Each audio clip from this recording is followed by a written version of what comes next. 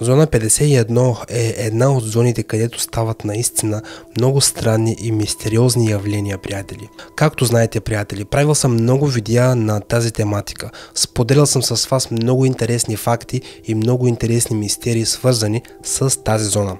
Но, приятели, днес ще ви споделя много повече мистерия и много повече загадки, отколкото въобще си представяте.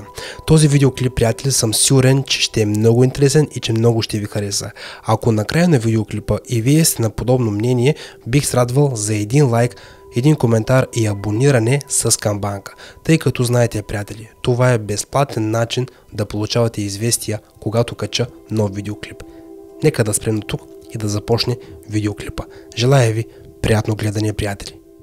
Зона 51 е таинствено място, за което съществуват много слухове и легенди, но до сега никой не успял да намери реални доказателства за наличието на нещо необяснимо и загадъчно там. Днес ще чуете историците, уфолози и изследователи, които са видяли там действително странни неща. Нека да не губим време и да започваме. Загадъчните пипала. Изследователите от общността Трета фаза на Луната са открили в Google Maps нещо необичайно в района, където се намира мистериозната зона 51. На външен вид това нещо напомня огромни черни пипала, излизащи от малък отвор в земята. Вече знаете, с тази база са свързани много конспиративни теории. От това, че там съхраняват телата на извънземни, катастрофирали с НЛО, до това, че там се разработват високотехнологични самолети, построени с технологии, предадени на хората от извънземни. Открихме на картата отговор в земята, от който излизат много дълги черни пипала или кабели. Какво означава всичко това? Възможно ли е на картата да е заснето бягството на нещо от секретна лаборатория? Именно такива въпроси си задават уфолозите. Възможно ли е това да е голямо извънземно същество? Ако наистина е избягало там, то може да се намира навсякъде в момента. Скептиците в коментарите предполагат, че това вероятно е петролен продукт, разлят по земята. Мистериозната дупка вероятно е изкопана, за да се съберат нефтопродуктите на едно място.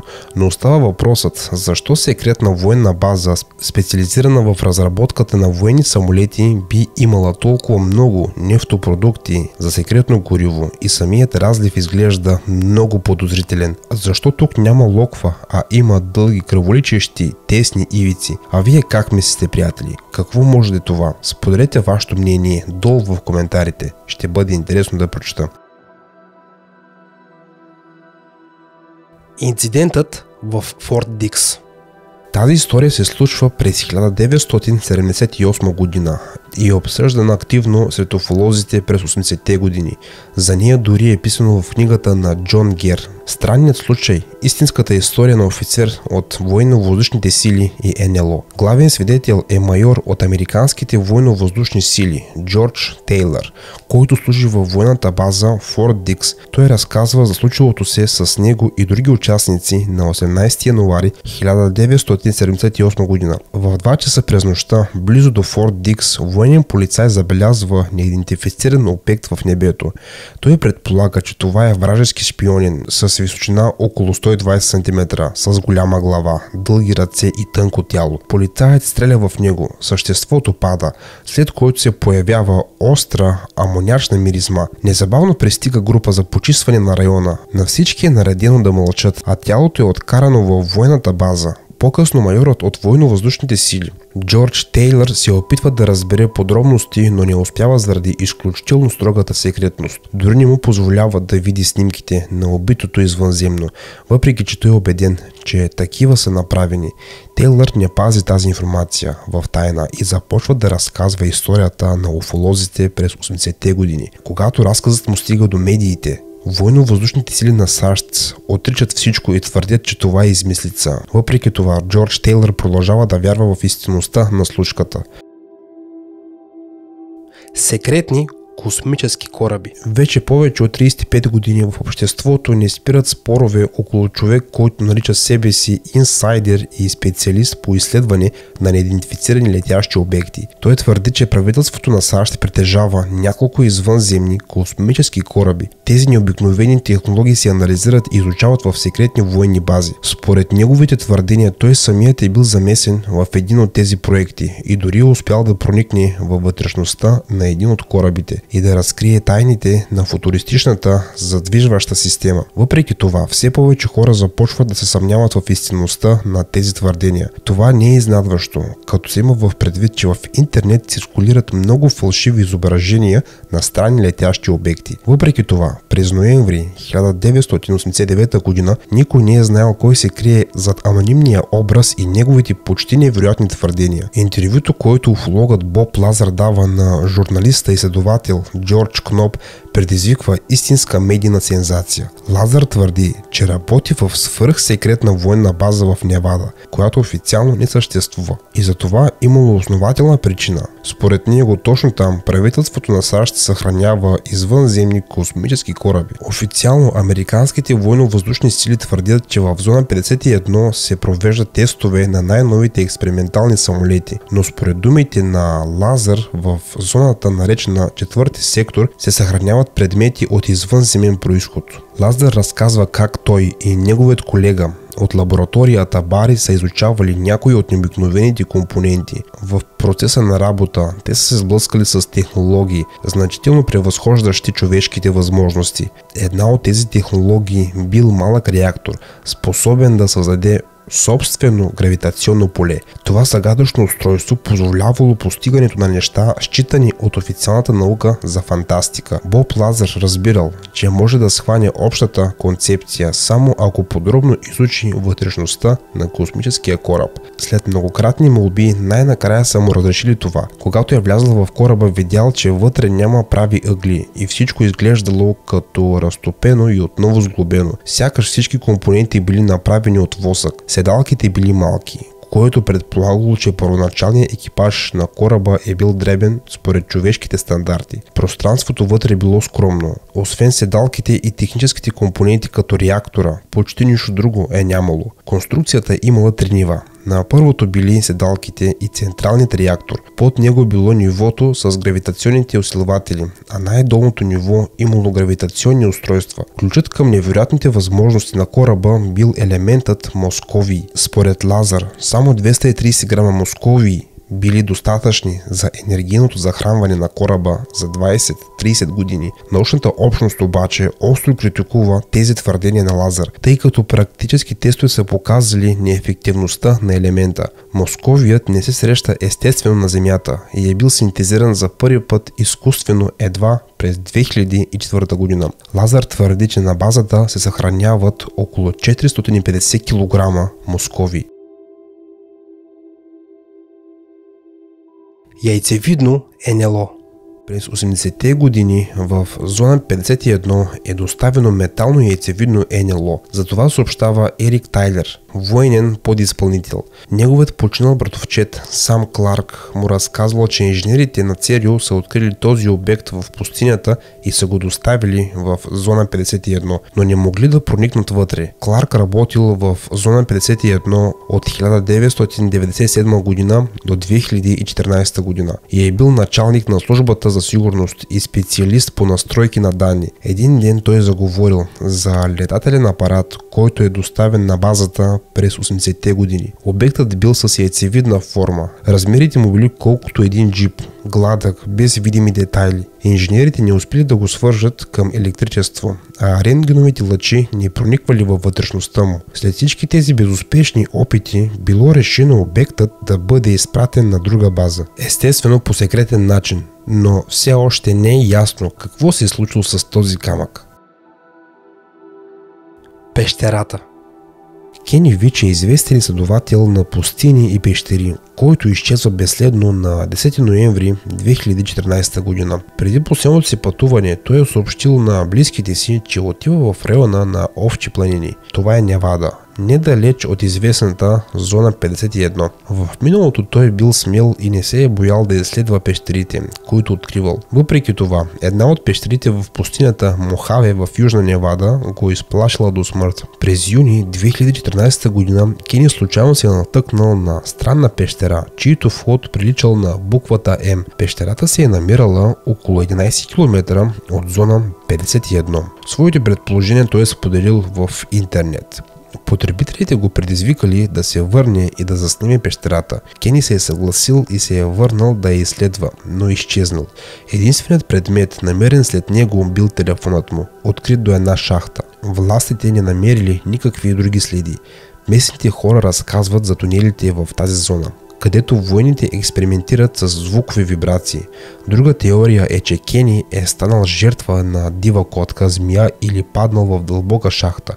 Какво е вашето мнение, приятели? Споделете долу в коментарите. Уилям Пол Хелиер, бивш министър на отбраната на Канада, в едно от своите изказвания е съобщил на света следното. Знаете ли, двама извънземни работят за правителството на САЩ. Това сензационно признание е прозвучало на конференцията. Видео с неговото изказване е набрало известна популярност в YouTube. Основното му послание може да се обобщи по този начин. Извънземните съществуват, военните знаят за тях и има живи извънземни, които живеят на Земята. В момента поне двама от тях работят за правителството на САЩ. Също така, Пол Хелиер е добавил: аз съм заинтересован от пълното разсекретяване. Знам за едно или две неща, за които в момента не е подходящо да се говори публично. Какво точно искал да каже, остава неясно. Но думите, които са дошли от устата на такъв човек, все пак бивш министър на отбраната, лично мен ме притеснява. Разбира се, източниците, от които черпи своята увереност относно извънземните, живеещи в зона 51, са доста съмнителни. Бил Хаус, тестов пилот и в последствие инженер с високо ниво на секретност, през декември 1995 година признава, че в продължение на няколко години е участвал в разработката на симулатори за американските пилоти, които им позволявали да се учат да летят с пленени НЛО кораби. Хаус за първи път е видял лично летяща чиния в Невада, на така нареченият Обект 4. Тази база била охранявана вероятно по-добре от всяко друго място в страната. Всички ни заведоха до хангара и там я видяхме. Тя лежеше на земята. Стоях на около 5 метра от нея. Изглеждаше точно така, както я описваше Боб Лазар. Питате ме дали някога съм лязла вътре? Не, но че това беше тя, съм напълно сигурен. Свидетелствата на очевидци и участници в тези свръхсекретни проекти навеждат на друга мисъл. Въпреки упорито разпространяваните слухове за обмен на технологии между САЩ и извънземни, изглежда, че подобно нещо всъщност не се случва. Поне не е в такава степен, както би им се искало на тези, които активно подглаждат слуховете. В противен случай, защо толкова активно да се занимават с възстановителна инженерия? Споменатият вече Бил Хаус споделя: цялата трудност се състоеше в това да преобразуваме научните знания на извънземната цивилизация в наш научен потенциал. Казано накратко, разглобявахме някакъв агрегат или възел от кораба, оценявахме неговата роля и място в цялата система, опитвахме се да разберем предназначението или да идентифицираме някои части и постоянно се задавахме въпроса как може да използваме това. И така, стъпка по стъпка.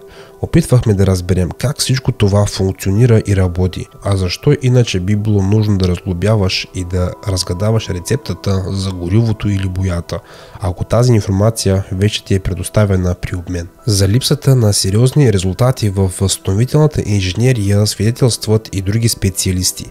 Един от тях е електроинженерът Шредър, който разказва, че е видял много фотографии, направени по време на изпитателните полети на чини, доставени в Невада от военно-въздушната база Райт Патерсън в щата Охайо, и все пак са успели да разберат някои подробности за използваните технологии, но доколкото му е известно, в периода, когато той участвал в тези работи, така и не успели да създадат функциониращи копия на тези чини. Между другото, такива откровения не остават без последствия. Скоро след изявлението си, Шредър умира при загадъчни обстоятелства. В Лас Вегас живее възрастна жена на име Стела Кот, Коза. Нейният съпруг Уолтър е работил 15 години в зона 51. Според съпругата му той починал при много загадъчни обстоятелства. Въпросът е, че всички отпадъци от производството, експериментални материали и химически вещества са изгаряни на един от участъците, който се намира във външната територия на зоната. В продължение на много години хора като покойния Уолтър ровове с дължина 75 метра, ширина 10 и дълбочина също 10 метра. В тези ровове те изгаряли огромни празни контейнери от експериментално гориво, както и всякакви отпадъци от експериментите. Изобщо всичко, което се е използвало в базата. Такива сметища горели почти денонощно, изпускайки облаци, разноцветен отровен дим, покривайки огромна територия с не по-малко отровна сажда, пушек и някаква разяждаща слуз, която убивала всичко живо наоколо. После работниците в респиратори и бели защитни костюми разчиствали всичко и засипвали рововете с пясък и запалвали следващите. През това време други работници копаели нови ями за отпадъците. Отровният дим е вършил ужасяваща работа. Много от работниците тежко заболели. Именно по този начин, в края на 90-те години на миналия век, 42 работници от зоната получили внезапен паралич на дихателните пътища. Някои получили белодробен отток и тежки неврологични заболявания, които не подлежали на лечение. Почти всички те били покрити с розови люспи, приличащи на рибешки люспи. Люспите можело да бъдат премахнати само с течен азот или с щипци, а след отстраняването им се е появявало язви, разяждащи кожата. Стела Козе разказва, че преди да почине, тялото на Уолтър било напълно покрито с люспи и болезнени язви. Никога не съм виждала подобно нещо. Едва заздравяваше една язва и веднага се появяваше друга, разказва тя, едва сдържайки сълзите си. Накрая организмът на Уолтър не издържал борбата с отровите и болката. Той напуснал този свят в ужасни мъки, както и много други работници от тази зона. 39-годишният Робърт Фрост също починал мъчително. Той е бил отровен от изпаренията на токсични отпадъци. Изследването на тъканите му е показало наличие на редки токсични вещества, които буквално унищожили вътрешните му органи. Стела Коза и Ален Фрост искат да разберат какво точно се е случило с съпрузите им и какви химически вещества са използвани в подземните лаборатории на зона 51. Тези две жени са се присъединили към останалите вдовици на работниците от зона 51 в съдебно дело срещу правителството на САЩ, но както може да се досетите, никой не им е обърнал внимание. Странни обекти в зона 51.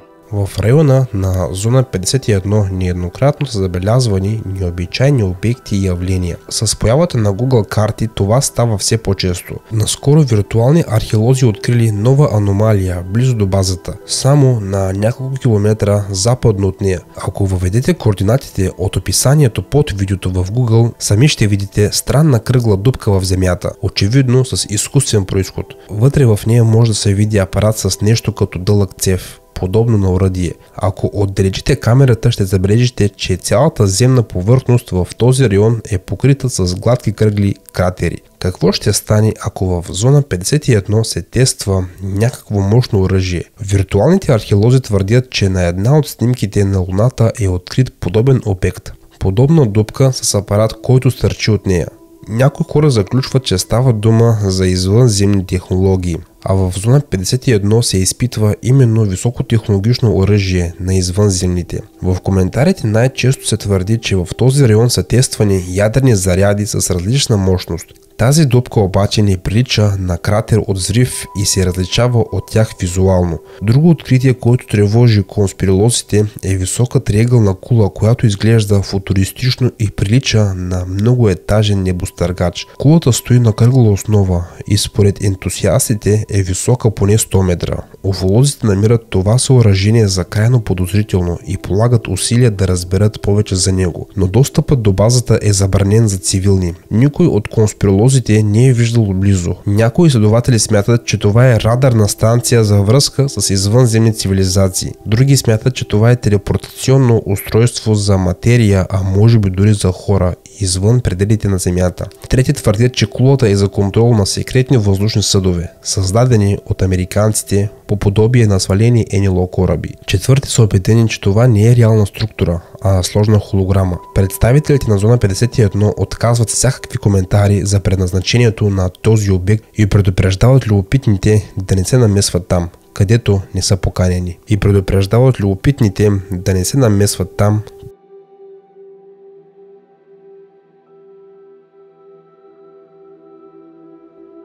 Киргизската Зона 51.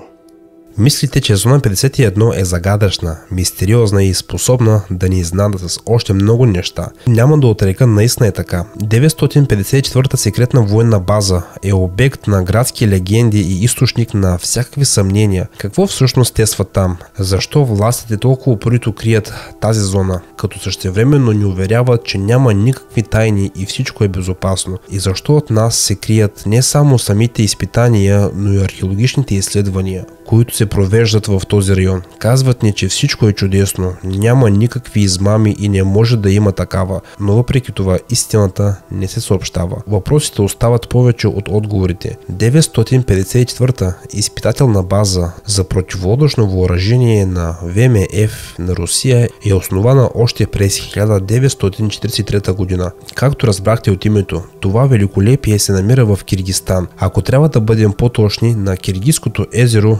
Исык-Кул на височина 1609 метра над морското равнище. Един истински природен бастион. Първоначално базата е създадена след преместването на полигона Дагдизел от Дагестан в този район. От тогава на езерото Исык-Кул започват да се изпитват най-новите образци минно, торпедно и бомбено въоръжение, като голяма част от него е строго секретна по време на изпитанията. Смята се, че езерото е изключително подходящо за тази дейност, тъй като почти никога не замръзва и не могат да се провеждат изпитания и учения целогодишно. Поне така се твърди официално. Интересното е, че в продължение на 12 години, от 1943 година до 1955 година, статутът на 954-та изпитателна база е бил неопределен. Тя е съществувала реално, но по някаква причина нейното съществуване било отричано и официално скривано. Едва през 1955 година на Исык-Кул е издигнат флагът на тогавашният Съветски съюз, но защо е било необходимо да се крие в продължение над 10 години? Това остава загадка. И това е само първата, далеч не е най-голяма загадка. След разпадането на Съветският съюз около базата се водят кратки спорове. Въпреки това, 1993 година, по споразумение между Русия и Киргизстан, територията и базата на нея са признати за руски. Любопитно е, че Киргизстан лесно би могъл да претендира за базата, но по някаква причина доброволно се е отказал от тази възможност. Тази мистериозна база се намира на възвишие и е в напълно затворено пространство, защитено от любопитни погледи.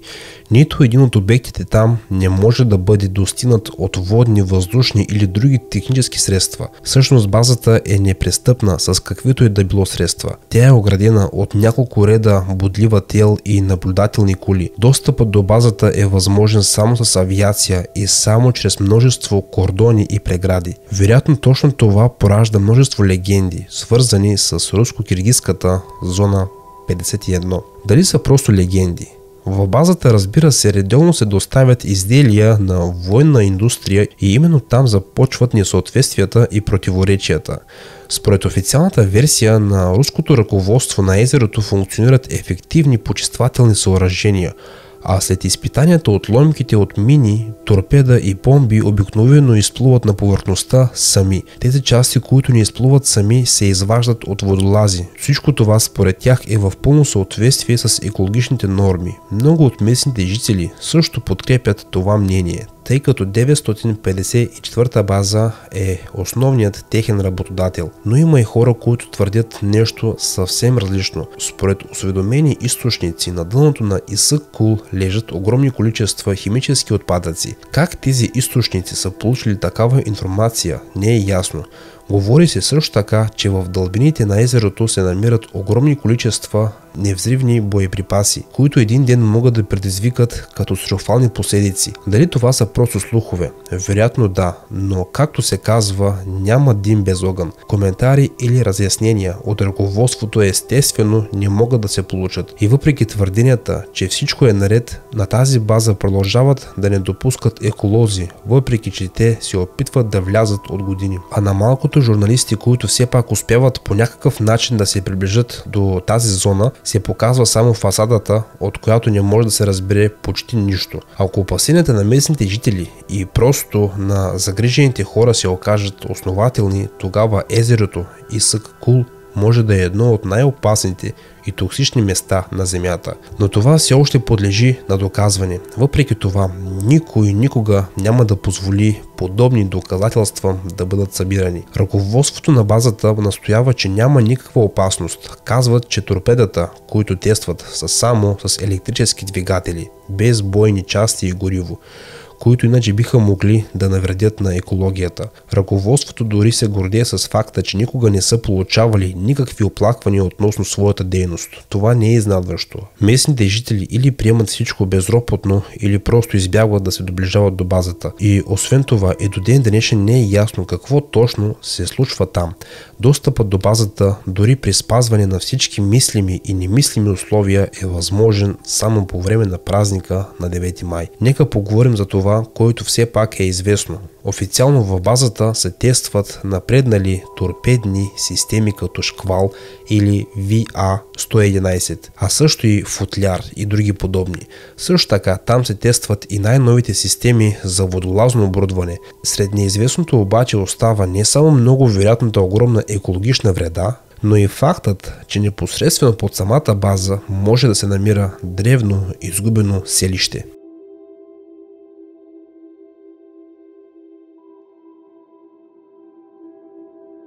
Приятели, както видяхте и чухте, има много мистерии в една единствена зона.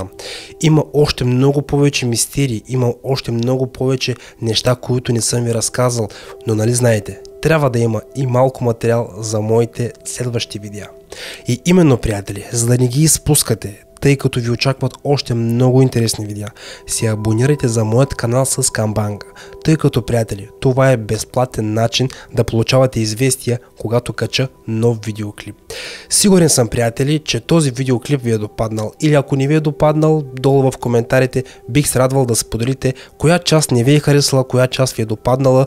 За мен, знаете, приятели, за мен е удоволствие да прочета вашите коментари и да ви отговоря. Отговарям на всеки един коментар, приятели. Благодаря ви за отделеното време, оценявам го с цяло сърце. И, приятели, очаквайте съвсем скоро много нови и интересни видеа от мен. Чао, приятели, и до скоро!